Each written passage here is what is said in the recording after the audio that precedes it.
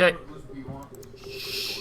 Today we're looking at a fifth kind of variable, and that variable type is called a Boolean variable. And I'm just going to call this one, I don't know. I'll give it a bad name. I'll call it A1. That's my variable, okay? Bool stands for Boolean, or Boolean. It's actually Boolean. And A1 can equal the word true. Okay, let's output it on the screen.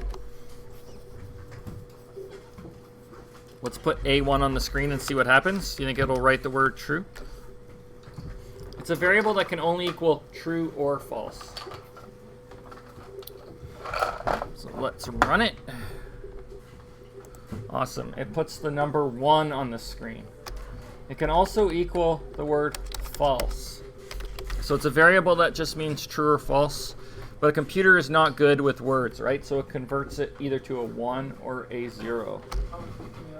What happens if I let A1 equal anything other than a 1 or a 0? Let's look. Let's let it equal 51. Okay, it just makes it equal 1. Anything other than a 0 is 1, and anything that's a 0 is a 0. So true or false. Okay, why is this important? Later on, we're going to look at if statements and how to make the computer make decisions for us. So we have to check if things are going to be true or false. And so we want to be able to check if certain variables are, meeting those conditions. So let us do some more examples of some Boolean variables. I'm going to make another one called A2. But this time I'm going to let it equal something. I'm going to let it equal a math condition. So I'm going to let it equal 5 is greater than 3. You can do that. It's kind of an awkward way to set your Boolean variable, but 5 is greater than 3 is an answer that's either true or false. Okay? So what is that answer? Is 5 greater than 3? Does anybody know?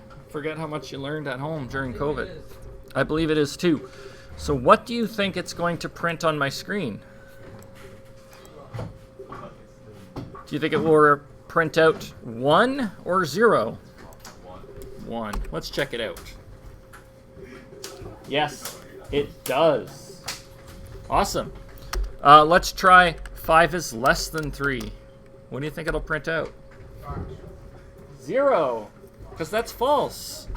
Let's print out 5 is greater than or equal to 3.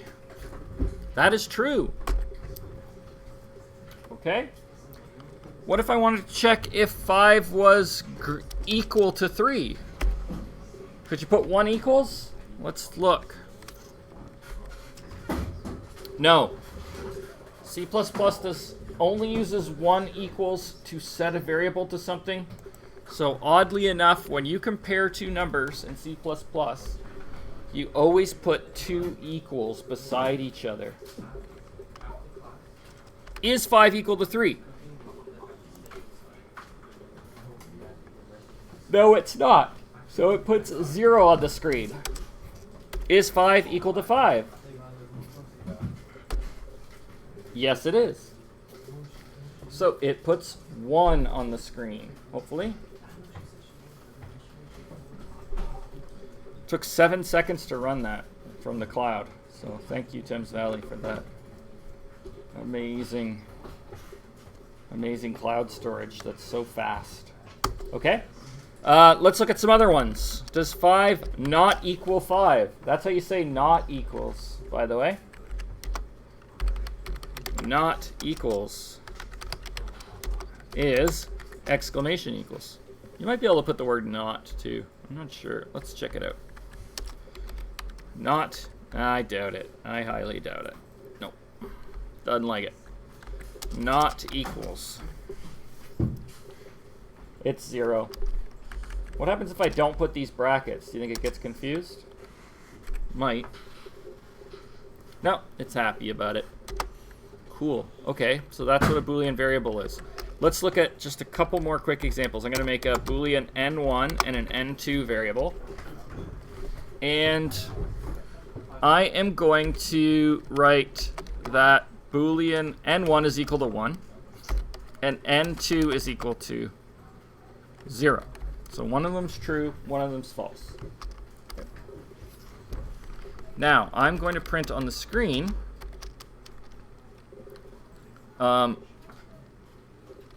n1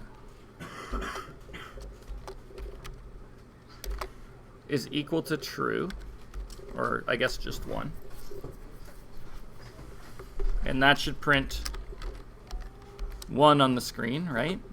I'll get rid of this C out for now, because n1 is equal to 1. Correct? Yes. Here is how you can look at something a little more complicated. I want to see if n1 equals true and n2 equals false.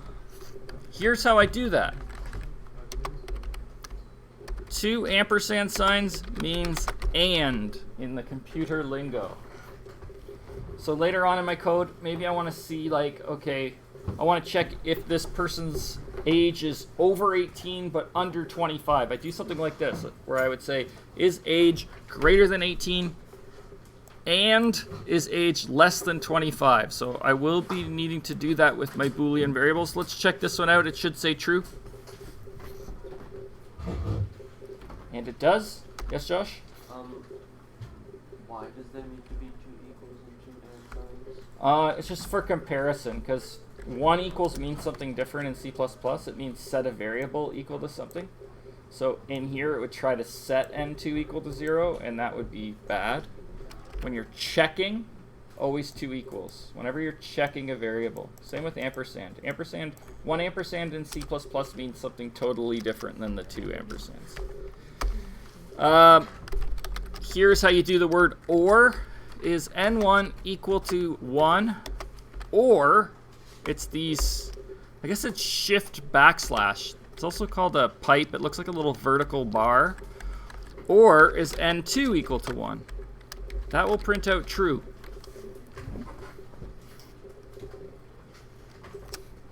I believe. You don't even have to log in, do you?